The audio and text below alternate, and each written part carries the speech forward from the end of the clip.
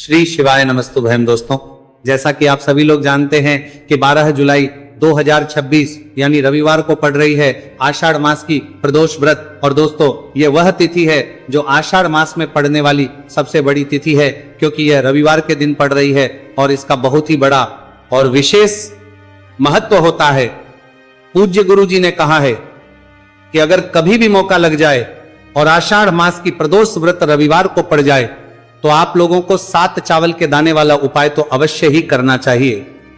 इन दोनों का संयोग बहुत कम आता है और इसी के साथ में गुरुजी ने अपनी शिव पुराण कथा में बताया है कि इस दिन आपको 7 चावल के दाने वाला उपाय तो आपको अवश्य ही करना चाहिए, क्योंकि ऐसा दिन पूरे साल में सिर्फ एक ही बार आता है। और दोस्तों, आप सभी लोग जानते हो कि रविवार प्रदोष व्रत का अगर सबसे बड़ा कोई उपाय है तो 7 चावल के दाने वाला उपाय है। तो इस रविवार प्रदोष व्रत के दिन आप लोगों को इस 7 चावल के दाने वाला उपाय को जरूर करना है। बहुत सारे लोग होंगे जिन लोगों ने इस उपाय को ना किया हो, मतलब पूरा महीना निकल गया, उन्होंने किसी भी दिन इस प्रदोष व्रत की दाने वाला उपाय का 7 चावल के दाने वाला उपाय को ना किया हो। पर दोस्तों, आपके पास एक आखिरी मौका बचा हुआ है जो कि 12 जुलाई के दिन है। तो इस दिन आप लोगों को इस वाले उपाय को जरूर कर लेना है। भले ही आपने पूरे महीने भर इस उपाय को ना किया हो, पर अगर आपने इस आषाढ़ मास के रविवार प्रदोष व्रत के दिन अगर इस वाले उपाय को कर लिया तो आपको इस उपाय को करने का वो फल मिलेगा जिसकी आपने कभी कल्पना भी नहीं करी होगी। इसीलिए आप लोग इस वाले उपाय को एक बार जरूर कर लेना है, ताकि आप लोगों के हाथ से ये मौका ना जा सके और आपको इस उपाय को करने का फल मिल सके। दोस्तों, ये उपाय पंडित जी ने अपनी अभी की ही श्री शिव महापुराण की कथा में बताया है, जिस उपाय को आज हम आपको बहुत अच्छे से समझाने वाले हैं। इस वीडियो को देखने के बाद इस उपाय को के लिए आपको कोई और वीडियो को देखने के बाद की जरूरत नहीं पड़ेगी। तो चलिए दोस्तों, उपाय को शुरू करते हैं। देखिए, ये इस आषाढ़ मास के रविवार प्रदोष व्रत के दिन ये इतना खास होता है, इतना महत्वपूर्ण होता है। देखा गया है कभी कभी बड़े बड़े पूजा पाठ अनुष्ठान से जो मनोकामना पूर्ण नहीं होते, वो आषाढ़ मास के रविवार प्रदोष व्रत के दिन एक छोटे से उपाय करने से ही आपकी मनोकामना हो जाती है। और बहुत सारे लोगों ने इस उपाय को किया भी है और उनको इस उपाय को करने का फल भी जरूर मिला है। अगर आप लोग भी इस उपाय को करना चाहते हैं तो आप इस उपाय को पहले अच्छे से समझ लेना, सुन लेना, उसके बाद करना, आपको इस उपाय का फल जरूर मिलेगा। और इस उपाय को कर लेने से आपके घर में चाहे किसी भी प्रकार की दोहक और समस्या क्यों ना चल रही हो, आपको उसका कारण भी नहीं पता है कि भाई ये समस्या किस कारण से चल रही है। कुछ भी कारण हो सकता है, जैसे पितृदोष हो सकता है या किसी भी तरह का मंगल दोष भी हो सकता है। तो इस दिन आप लोगों को यह वाला उपाय कर लेना है। यह एक ऐसा उपाय है जिस उपाय को अगर किसी विशेष दिन पर किया जाए तो भाई उस विशेष दिन का जो है वह तो हमें मिलता ही मिलता है, पर हमने उस दिन पर इस उपाय को किया है तो हमें उससे भी बड़ा फल मिलता है और फल बहुत जल्दी मिलता है, क्योंकि आप इस उपाय को बहुत ही बड़े और विशेष दिन पर कर रहे हो। तो अब उपाय के बारे में बात करते हैं, लेकिन उससे पहले आप लोगों को यह जानना आवश्यक है कि आखिर ये उपाय किस समय करना है, किसको करना है और कैसे करना है। तो चलिए हम आगे आपको वीडियो में एक एक करके बता देते हैं। लेकिन उससे पहले अगर आप लोग हमारे चैनल पर पहली बार आए हैं या फिर मेरी आवाज आज पहली बार सुन रहे हैं तो हमारे चैनल को सब्सक्राइब जरूर कर लेना और इस वीडियो को लाइक करके कमेंट बॉक्स में श्री शिवाय नमस्तुभयम ओम नमः शिवाय जरूर टाइप कर दें। तो दोस्तों, इस 7 चावल के दाने वाला उपाय को हमें इस रविवार प्रदोष व्रत के दिन कैसे करना है, किसको करना है, किस समय करना है और कहां पर करना है, ये सारे सवालों के जवाब आपको इस वीडियो में मिल जाएंगे। और जो ये वीडियो देखेगा भाई उसको 7 चावल के दाने वाला उपाय जरूर करना चाहिए, क्योंकि इस दिन एक चावल के दाने का भी बहुत ही बड़ा और विशेष महत्व होता है। और जब बात आ जाए 7 चावल के दाने वाला उपाय की तो ये सोने पर सुहागा वाली बात हो जाती है और ये एक बहुत ही बड़ा उपाय हो जाता है इस रविवार प्रदोष व्रत का। तो अब दोस्तों, इस 7 चावल के दाने वाला उपाय को आखिर करना किसको है, सबसे पहले हम लोग वह बात जान लेते हैं। तो देखो, घर की जो बड़ी माताएं बहनें होती हैं, उन माताओं बहनों में से कोई भी एक बड़ी माता बहन इस वाले उपाय को कर सकती है। और दोस्तों, अगर आप चाहें तो अपने घर में से सभी सदस्यों को भी इस उपाय को करवा सकते हैं। अगर किसी व्यक्ति की खुद की कोई मनोकामना है, खुद की कोई दुख और परेशानी है जो कि वह अपने लिए ही करना चाहता है, इस वाले उपाय को तो वह खुद अपने लिए भी कर सकता है। बाकी अगर कोई घर में से ऐसा है जो कि अपने पूरे घर परिवार की सुख और शांति के लिए ये वाला उपाय करना चाहता है, तो भाई वो भी कर सकता है, उसमें भी कोई दिक्कत वाली बात नहीं है। कहने का मतलब यह है कि इस उपाय को हर एक सदस्य भी कर सकता है और पूरे घर परिवार के लिए घर की बड़ी माताओं बहनों में से कोई एक माता बहन भी कर सकती है। माताएं बहनें अगर घर में उपस्थित ना हो या वो ये वाला उपाय ना कर पा रही हो, तो फिर घर का कोई बड़ा सदस्य भी इस 7 चावल के दाने वाला उपाय को कर सकता है, चाहे फिर वह पुरुष ही क्यों ना हो, उसमें कोई भी दिक्कत वाली बात नहीं है। अब दोस्तों जो अगला प्रश्न निकल कर आता है वो ये आता है इस उपाय को लेकर कि आखिर इस उपाय को हमें किस समय करना है, सुबह के समय करना है कि शाम के समय करना है। तो देखो इस वाले उपाय को आप लोग सुबह के समय भी कर सकते हो और शाम के समय प्रदोष काल में भी कर सकते हो। अब अगर आप पूछो कि भाई सबसे उत्तम समय कौन सा रहेगा इस 7 चावल के दाने वाला उपाय को करने का, तो हम आपसे बस यही कहेंगे कि इस उपाय को आप सुबह के समय करेंगे तो ज्यादा बेहतर होगा। बाकी अगर प्रदोष काल शाम के समय भी करेंगे तो भी अच्छा होगा, उसमें कोई भी दिक्कत बात नहीं है। तो अब दोस्तों जो अगली सबसे बड़ी और महत्वपूर्ण बात आती है वो ये आती है कि सुबह अगर हम उपाय को करेंगे तो हमें कितने बजे से लेकर कितने बजे तक के बीच में करना है, और शाम के समय प्रदोष काल में करेंगे तो हमें कितने बजे से लेकर कितने बजे के बीच में करना है। तो देखो सुबह जितनी जल्दी हो सके आप उपाय को करने की कोशिश करना।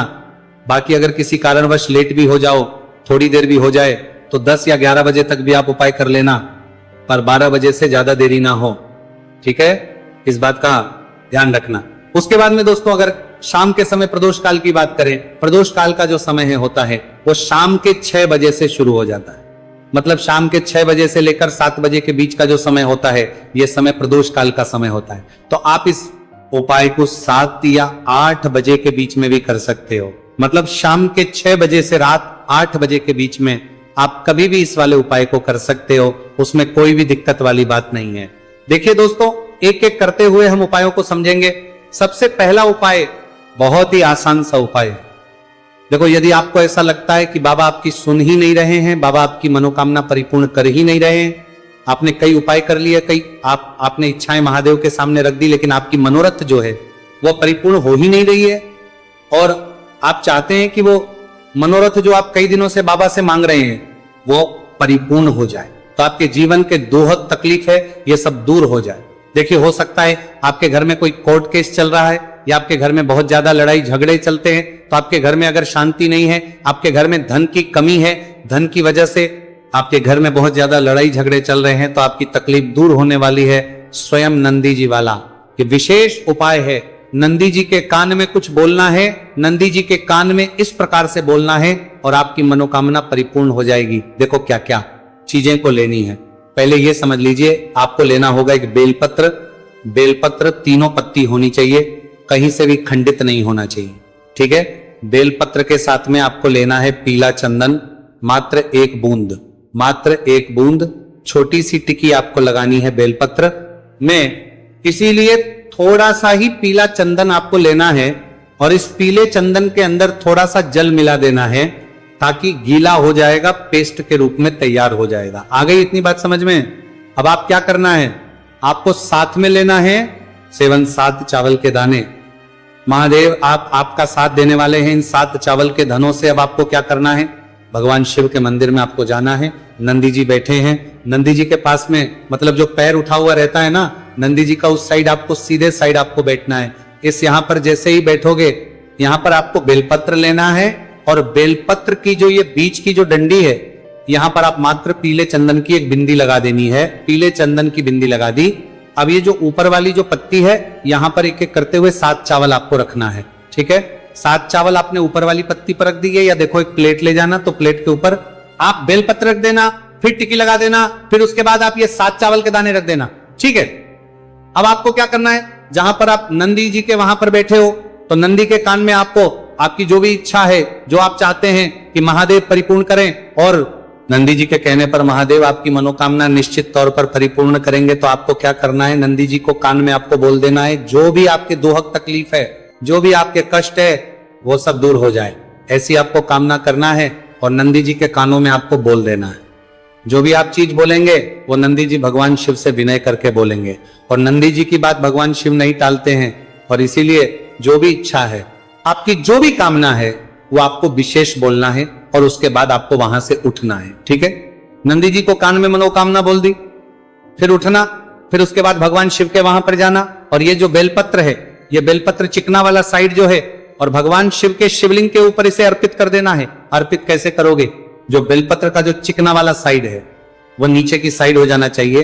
अब से ही आप अर्पित करने जाओगे तो चावल के दाने तो गिर जाएंगे, यानी कि जैसे ही अर्पित करने जाओगे तो भगवान शिव के शिवलिंग के ऊपर चावल के दाने गिर जाएंगे, क्योंकि वह किसी से भी चिपके हुए नहीं है, तो कोई तकलीफ नहीं है। वह जैसे आप अर्पित करोगे, न भले चावल के दाने भगवान शिव के शिवलिंग पर गिर जाए, वह कोई तकलीफ नहीं है।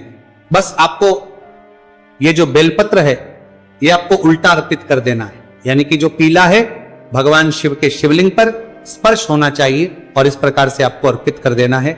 डंडी का जो हिस्सा है जलाधारी की तरफ हो जाना चाहिए। बस इतना सा प्यारा सा उपाय एक बार करके देखिए, निश्चित तौर पर महादेव आपकी जो भी मनोरथ है, जो बाबा से आप कई दिनों से मांग रहे हैं, वह निश्चित तौर पर परिपूर्ण हो जाएगी।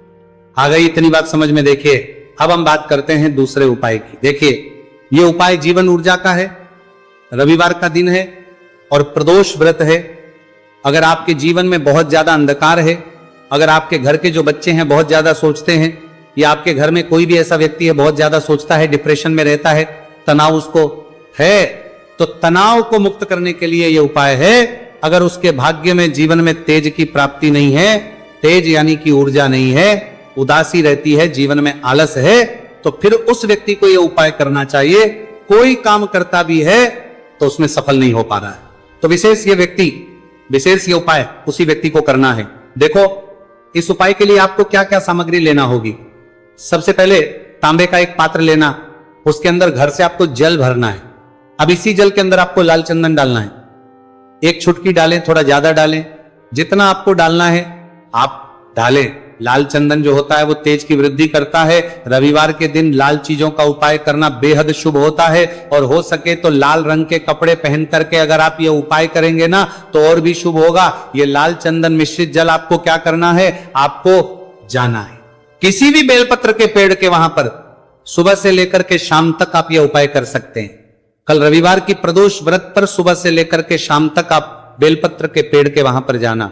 उत्तरमुखी होकर आपके जीवन के अंधकार दूर हो। जो भी आप स्मरण करेंगे, आप लेट उठते हैं, आपसे कोई कार्य बनता नहीं है, आपके जीवन में रोग बहुत ज्यादा है, तो भी आप ये उपाय करेंगे तो आपको उसका स्मरण करना है कि ये समस्या मेरी महादेव आपको दूर करना है। ऐसी कामना करते हुए आपको ये जो जल है श्री शिवाय नमस्तुभ्यम का स्मरण करते हुए यह पूरा जल आपको बेलपत्र के पेड़ की जड़ में आपको अर्पित कर देना है। बहुत ही आसान उपाय है और यह उपाय हर कोई कर सकता है, तो यह मौका आपको गंवाना बिल्कुल भी नहीं है। यह हो गया दूसरा उपाय। अब हम बात करते हैं अंतिम उपाय की, तीसरे उपाय की। देखो, यह उपाय बहुत ज्यादा खास है। शिवलिंग पर चढ़ा जल 3 जगह आपको लगाना है, आपके शरीर में, और आपकी बीमारी दूर हो जाएगी। देखो, अगर आपको कोई बीमारी हो गई है और बार बार आप डॉक्टर को दिखा रहे हैं, डॉक्टर ने बोला 5-10 दिन अगर आराम नहीं होगा तो आप एडमिट हो, या आपके शरीर में कोई रोग है जो कई दिनों से है और आप चाहते हैं कि वो रोग आपका दूर हो जाए, तो ये रोग आपका निश्चित तौर पर दूर होगा। बहुत ही आसान सा उपाय है। घर का कोई भी व्यक्ति ये उपाय कर रहे नी तो सकता है, ये रोगी व्यक्ति भी ये उपाय कर सकता है। मात्र तांबे के पात्र के अंदर एक लोटा जल लेना है, और आपको आज के दिन यानी कि रविवार की प्रदोष व्रत के दिन आपको जाना है भगवान शिव के मंदिर में। और अब आपको क्या करना है, इस उपाय को समझना। एक लोटा जल है, अब आपको भगवान शिव के शिवलिंग पर सबसे पहले गणेश जी के स्थान पर, कार्तिकेय जी के स्थान पर मां माता, अशोक सुंदरी वाले स्थान पर पार्वती माता के हस्तकमल पर, फिर भगवान शिव के शिवलिंग पर आपको अर्पित कर देना है। जैसे ही जल जलाधारी के वहां पर आएगा ना, वह जल आपको झेल लेना है। ठीक है, जल झेल लिया आपने। अब आपको क्या करना है, महादेव से प्रार्थना करना है कि ये बीमारी दूर करने के लिए मैं मेरे घर पर लेकर के जा रहा हूं इस व्यक्ति को। ये व्यक्ति जो है ये बीमार है, इसकी जो परेशानी है ये आपको दूर करनी है। ऐसी कामना करते हुए आपको घर पर लेकर के आ जाना है। जो भी व्यक्ति बीमार है वह खुद स्वयं उस जल को छुए और उसे 3 जगह लगाना है। एक सबसे पहला नाभि पर लगाना है, शिवलिंग पर जड़ जल। फिर दूसरा जो है मस्तक सिर पर, जहां पर हम तिलक करते हैं ना बीचों बीच में, यहां पर आपको जल लगाना है। और तीसरा जो है सिर पर आपको जल लगाना है। देखो यहां पर एक चीज समझना, जब नाभि पर आप मणिपुर चक्र में आप जल लगाएंगे, थोड़ा सा जल वहां पर लगाना। फिर उसके बाद जब दूसरा आज्ञा चक्र में आप जब जल लगाओगे ना, तो 3 त्रिपुण में दूर होना शुरू हो जाएगी। ये उपाय आप रविवार के दिन कर रहे हो ना, ज्यादा जल लेकर के आना, ताकि आप सोमवार, मंगलवार, बुधवार, गुरुवार, शुक्रवार तक आप ये जल का कर सको। ठीक है, लगातार 5 दिन आपको लगाना है। आपके शरीर में निश्चित तौर पर आराम आपको मिलेगा। तो दोस्तों, पूरे साल भर इस उपाय को ना किया हो, पर अगर आपने इस मार्गशीर्ष महीने में, तो आपको इस उपाय को करने का वो फल मिलेगा जिसकी आपने कभी कल्पना भी नहीं करी होगी। इसीलिए इस हल्दी दीपक वाले उपाय को एक बार जरूर कर लेना, ताकि आप लोगों के हाथ से यह मौका ना जा सके और आपको इस उपाय को करने का फल मिल सके। दोस्तों, ये उपाय पंडित जी ने अपनी अभी की ही शिव महापुराण की कथा में बताया है, जो इस उपाय को आज हम आपको बहुत अच्छे से समझाने वाले हैं। इस वीडियो को देखने के बाद इस उपाय को समझने के लिए आपको कोई और वीडियो को देखने की जरूरत नहीं पड़ेगी। तो दोस्तों, इस उपाय को आपको कैसे करना है, कब करना है, कहां पर करना है, और उपाय को करते समय आपको किन किन गलतियों को नहीं करना है और आपको किन किन बातों का ध्यान रखना है, ये सारी जानकारी हम आपको इस वीडियो में देंगे।